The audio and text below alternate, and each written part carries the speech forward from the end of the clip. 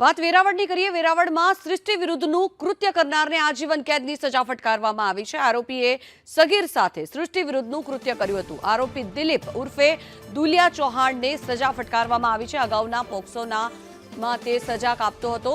Parole પર છૂટીને આરોપીએ ફરીથી હીન કૃત્ય આચર્યું હતું। હેવાન કિશોર બાળકોને શિકાર બનાવતો હતો। મહત્વનું છે કે તેની પર ફરી એક વખત સજા ફટકારવામાં આવી છે। આરોપી દિલીપ ઉર્ફે દુલિયા ચૌહાણને સજા ફટકારાઈ છે।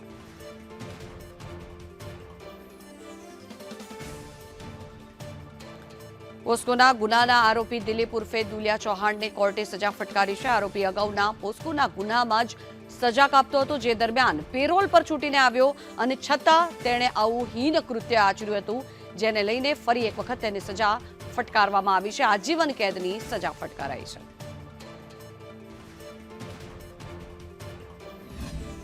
આ કામના આરોપીએ આ ગુનો પોતે પોક્સોના અન્ય ગુનામાં જેલ કાટતા હતા તે સમય દરમિયાન જ્યારે તેને પેરોલ અથવા વચગાળાના જામીન મળેલ તે જ સમય દરમિયાન કરેલ આ બનાવ હોય એની ગંભીરતા નામદાર કોર્ટને ધ્યાનમાં મૂકતા કે ભાઈ આ કામનો આરોપી હેબિચ્યુઅલ છે અને સમાજ માટે આવા વ્યક્તિ ખૂબ જોખમી અને બાળકીઓ માટે એક ડર ઊભો કરે તેવા લોકો છે, માટે તેને મહત્તમમાં મહત્તમ સજા કરવી જોઈએ।